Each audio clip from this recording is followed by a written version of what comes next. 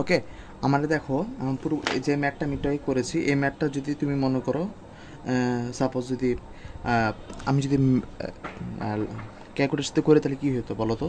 ক্যালকুলেশনতে বললে আমি তোমাকে তাহলে কী হইতো, এখানে কি করবা, ফার্স্টে সবগুলি যে অক্ষর সাপেক্ষে ধরবা সে অক্ষর সাপেক্ষে সবগুলি ভেক্টর কোণে মানগুলো বসাবা, যেভাবে আমরা আর কস্তিটা বা অন্য কোনো মান বসাই। এখন কীভাবে বসাবা তুমি দেখো, তোমাকে দেখতে পাচ্ছ, তারা জুম করে নিই, ঠিক আছে সমস্যা নেই।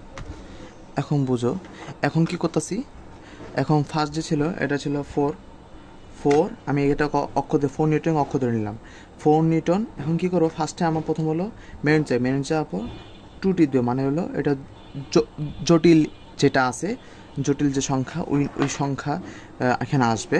ওকে, এখন তাহলে যেটা অক্ষ ধরে নিয়েছি, এটা আমি 4কে অক্ষ ধরে নিয়েছি, তাহলে 4। এখন কোণ তৈরি করবো যেহেতু, তাহলে শিফটের সাথে ইংলিশ বাটন, এটা হলো উপরে দেবে, একটা কোণ চিহ্ন আছে ইংলিশ বাটনের উপরে, তার মানে শিফট দিয়ে ইংলিশ বাটন চাপ দিবা, তাহলে একটা কোণ হয়ে গেল।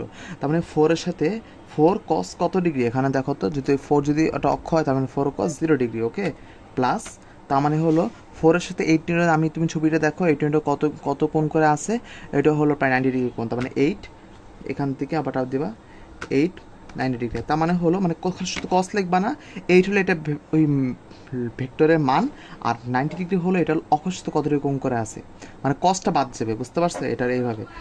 আচ্ছা, তাহলে হলো 8 আর 12, এটা হলো ইনভার্টেন্ট দিবা 180 প্লাস হলো তাহলে 16, তারপর হলো 270।